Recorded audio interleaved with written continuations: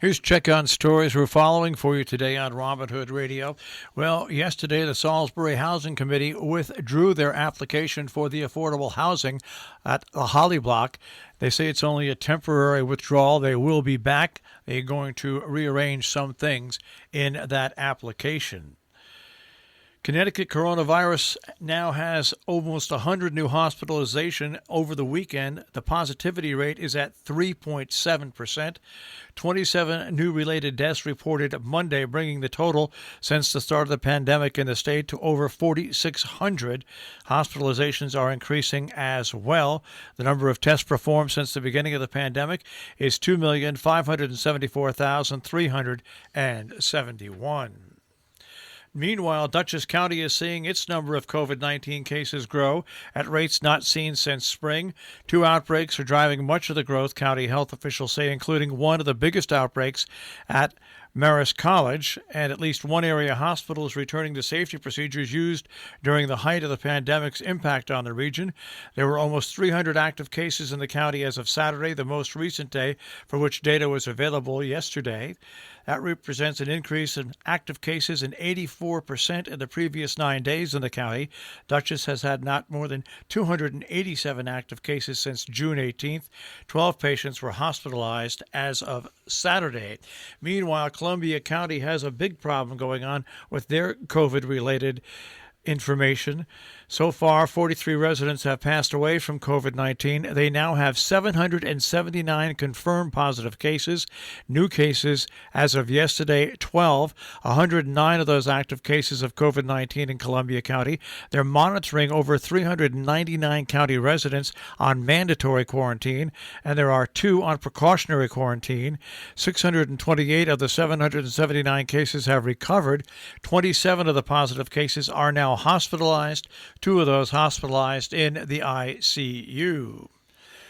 From the Republican American, a request to reduce the tuition payment for an Ag Ed student at Housatonic Valley Regional High School was denied by the Region 1 Board of Education.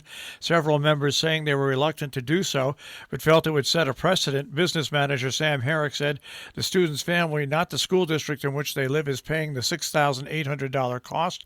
The student has chosen to learn remotely, so the parent is asking if the board would consider returning the money paid or giving a partial refund. A request by some Sharon residents to pay to use the Cornwall transfer station was denied by the Board of Selectmen. In a story in the Republican American, First Selectman Gordon Ridgway said at a meeting that some people who live on the west bank of the Housatonic River near West Cornwall asked to use the facility because it's closer than the new Salisbury Sharon transfer station. Quoting here, "My feeling is they're pretty busy down there. Once we let 1 or 2 in, we might get a good number from Sharon, which is not what we're in the business to do, so I'm hesitant to do that. I'm not inclined to invite other people to use the facility, as nice as I'm sure people are," end quote. He said now there are more people in town because of COVID-19. The station is somewhat at capacity. Ridgway said users already have to wait during crunch time, quote, "and people's time is precious," end quote.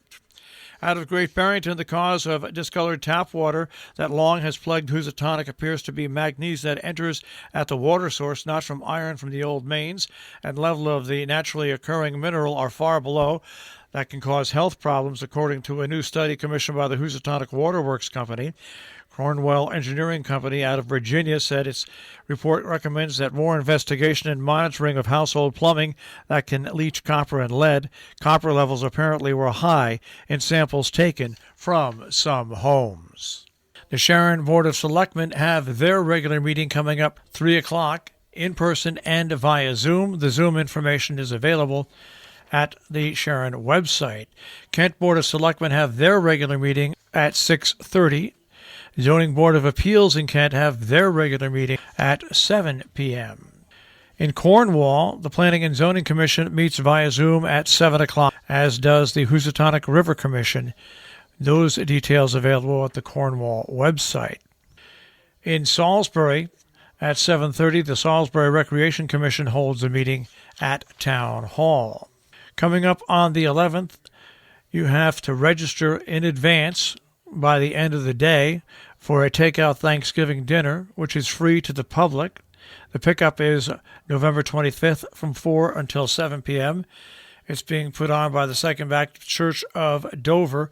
More information at 845-677-9458. In Salisbury, the Town Hall and Transfer Station will be closed on Wednesday. That is the ShreSharon Transfer Station. Northeast Planning Board has a meeting set for November 11th. That meeting is scheduled for 7:30 in the evening.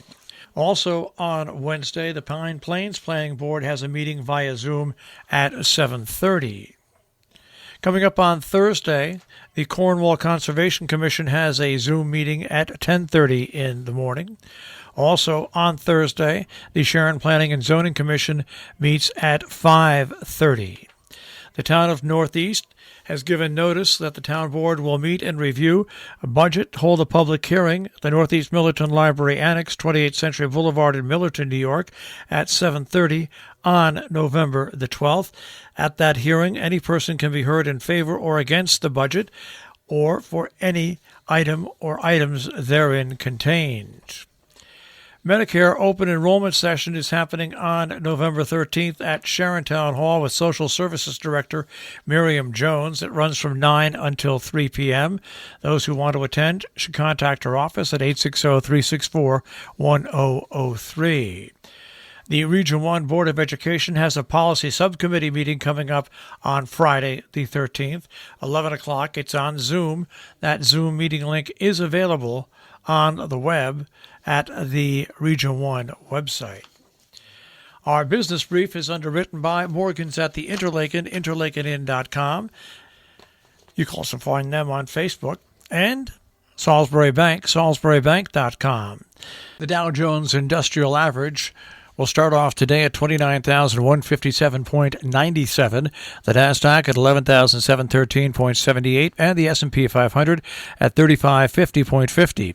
We'll take a look at the tri-state forecast. That'll come your way in just a few moments.